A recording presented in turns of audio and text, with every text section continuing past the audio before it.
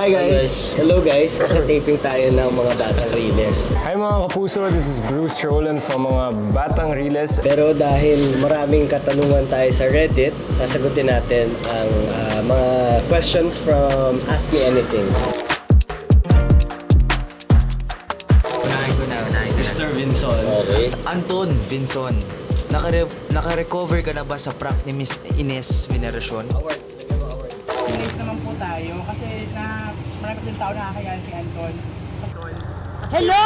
Bakit? Nice naman ako. Kasi kanina sabi ko sa'yo, wag nang ganito eh. Ganyan pa klase yung mga tanong mo. Ano ba yan? Ikaw nag-aano sa akin eh. Diba? Huwag kasing ganun. Para sa akin, hindi ko ina-expect na prank pala yun kasi akala ko totoo. And grabe experience ko kasi first time ko ma-prank yung time na yon. And kasi ang daming tao nakasalubong sa amin, naka-video, kaya grabe, akala ko totoo talaga. And ayun po, grabe experience, grabe po nila. Ang galing mag-acting ni Miss Ines Veneracion, tapos si Kuya Mads. Word per word. Talaga ba? Talaga ba? Word per word.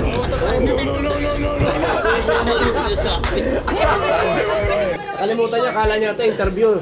Akala ko interview. Okay. 4 to 10 years ang age gap ni Antonio sa mga tropa niya sa Batang Riles. I just wonder if he still calls them kuya. Ay, Ay, mahirap eh. Sino sa? Replyan ko na lang. Sagutin mo. Sagutin mo. Ay, sa kasamaang palad. Kasamaang palad. Oy, pag-off ka mo. Sumagot! Ay, masagot! Siya yun. Ay, sa kasamaang palad. Hindi, gusto mo, sa isang reply, marami tayo. Sagutan tayo. Sige. Nasaan yun? Sa kasamaang palad, pag-trip niya lang po. What have I ever done to make you treat me so disrespectfully? Tanggap na namin, matagal na talaga siya. Defend mo sarili mo. Okay lang yan. Kasi ano sa sarili ko, mabait ako. Tanggap na namin. Defend mo. Wala talaga siyang respeto minsan. Sabihin ko, Masasama ng loob. yung una, oo, ngayon, masyado na siyang komportable. Si Antonio, tinatawag niya ako, depende sa trabaho namin. Pag nasa Batang Riles, hindi niya tinatawag na Kuya Miguel. Pag nasa AOS kami, tinatawag niya Kuya Miguel. Kasi gusto niya ipakita sa mga tao doon na may respeto ka. Tapos yung t-shirt.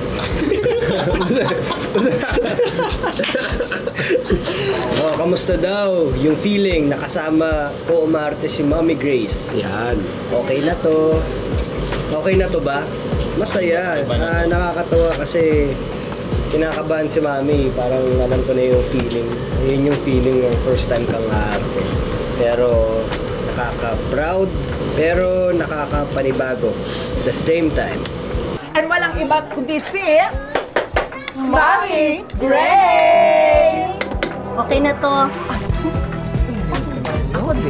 Kasi first time ko makatrabaho si Mami nun eh. Ito gusto ko. Lahat tayong sasagot. Favorite episode. Ako favorite ko yung warehouse episode na. Ako hindi sabihin ko eh. Yung mahabang yung paborito. May gano'n na Tapos yung shot doon nung yung pagkatapos. Kasi tayo as a team yung naiisip. Oo, tayo yun eh. Oo, mga brothers. Kasi kompleto tayo dun sa laban eh. Sarili mo lang. Sino pinakamaangas sa inyo? Sa totoong buhay. Sinong pinamaangas sa totoong buhay? Sa'yo. Di ako. Si Omar. Di ako maangas. Si Ate. Maangas ako. Maangas pa. Pinakaangas si Miguel nung first impression ko sa kanya. Hindi ako maangas. Pero sa EOS pa lang. EOS pa lang. Mabait ako. Nakakasa na ako sa'yo. Feeling ko, si Rail kasi lagi may injury. Tama ka dyan. Sige. Bruce, may jowa ka na ba? Yung sasagot niya. Wala akong jowa. Atay lang. Kasi kung sino masunog, kung sino makulong. Paano maging pogi katulad mo, Sig? Basketball ka lang. Pakilay ka. Pilay ka. Kung titira kayo sa isang isla. Titira. Titira! Titira. Sorry. Sinong isasama mo, no? Iba na yung context ng tanong. My bad. Sinong pinaka-maingay sa inyo? Pinaka? Maingay. Tatanong pa ba? Ako na. Hindi. Gusto niya. Gusto niya talaga. Hindi naman ikaw, sino yung sabi ko? Ano lang? Oo, Si Kokoy, para sa akin si Kokoy pinaka. Ba't ikaw? Sino pinamay? Kokoy, no? Hindi ako lalagay kita. Lalagay kita. May phone ka nga lang minsan eh. Nanonood ka ng mga... Sumasali minsan eh. Nanonood ka lang ng mga Peppa Pig, di ba? Mga Roblox. Melon. Baby Shark. Minsan natutulog kami, bigla na lang. Iba naman ang sagot ko. Ang pinakamaingay sa taping ay si Antonio. Walang tigil yung bungangan niya eh. Pero mabait naman siya. Mabait naman. Minsan gusto mo na lang sakalin dahil sobrang Hindi, joke lang. Si Antonio, napakasaya niya kasama. Pag kasama mo siya, parang makakalimutan mo lahat ng mga problema mo. O, Antonio, bayaran mo ako. Haba. Ito gusto ko sagutin, Tol. Sabi sa question, nung ginawa ba si Miguel Tan Felix, nagsabi rin kaya yung nanay niya ng okay na to? Okay na to. Malay mo. Sino sa tingin nyo ang pinaka-likely maging batang Riles in real life? Unang pumapasok sa isip ko ay si Rahil. Dahil bagay na bagay yung role sa kanya. Tsaka bilang sisig, parang siya na yun eh. Siya na sisig eh. Ano ang favorite action scene na nagawa niyo so far? Ako ang pinaka-favorite kong action scene is yung sa basketball court, yung nagrambulan lahat. Sobrang tagal ng eksena na yun, pero sobrang ganda paglabas. So yun, basketball scene. Anong favorite activity niyo pag break sa taping? Ang palagi namin ginagawa, palagi kami nag-rap, nag-freestyle rap kami lagi. Tapos nag-roast kami sa isa't isa. Ano ang first impression niyo sa isa't isa? Yan. Sige. Kay Rahil, ang first impression ko sa kanya ay maangas. Maangas si Rahil. Kay Antonio naman, ang first impression ko sa kanya ay mahiyain. Mahiyain. Pero hindi pala. Kunwari lang. Kay Kokoy, ang first impression ko kay Kokoy ay nakakatawa. Nakakatawa. Kasi pag kasama mo si Kokoy, imposible yan, hindi ka tumawa eh. Tapos kay Miguel naman, ang first impression ko kay Miguel ay intimidating. Intimidating. Siguro dahil idol ko siya dati. Tapos nung na-meet ko siya sa Sunday Pinasaya, na-intimidate ako. Pero sobrang approachable ni Miguel. Pero nung una, intimidating. O, kamusta daw spirit, pare?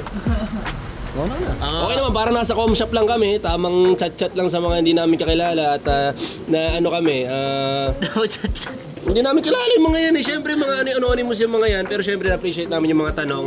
At talaga naman napaisip kami. Nag-enjoy kami mga brothers ko. Yes, nakikita mo na nanonood talaga sila, viewers talaga sila. Bagay, Sila kung sino man bagay, sila mapapasok. ni Missy. Kung sino man ang mga papasok, gano'n. So, yun. Appreciate. Masaya, alam mo yon, hindi kasi ako masyadong ma-Reddit eh, kaya ito yung master ng Reddit. Yeah, first time namin mag-Reddit. Siya talaga hustler. First time ko din. Tapos, pasensya na kayo kung minsan maiksi yung mga sagot ko kasi hindi ako masyadong marunong mag-type eh. Ang pinipindot ko lang sa keyboard, WASD, pang Valorant lang. Ayun po, grabe experience. And I'm so happy to have chance to chat with them. And ayun po, sana abangan nyo po mga batang Riles kasi marami kayong aabangan. And ayun, sana pagpatuloy yung suportahan kami. And salamat po sa sumusuporta, sa pagsuporta sa amin ng mga batang Riles and sa pag-comment ng mga gandang komento nyo para sa amin. You got it right. You got it right. It was really fun po.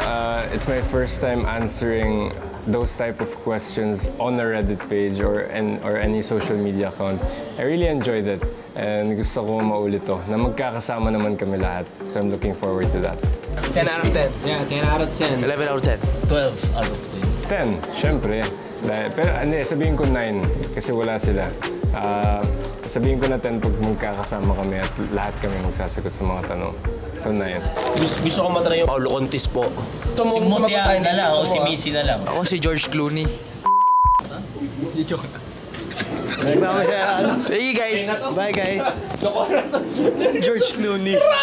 Ina-nominate ko naman sumagot sa mga tanong si Jomar. Jomar, ikaw ang next na magsasagot ng mga tanong. So guys, maraming salamat sa mga questions na dito sa Reddit. Tanong lang kayo ng tanong dahil malay natin ang next episode natin, ibang characters naman ang sasagot ng mga katanungan nyo. Si Matos. Ano makasama nila? Tanong lang kayo anything about the show, the characters, so story. Yes po. So, see you next time again. Ingat po kayo palagi. Hello po mga kapuso, please join our official subreddit r/Kamuning Station. See you there. Join our official subreddit r/Kamuning Station. See you there!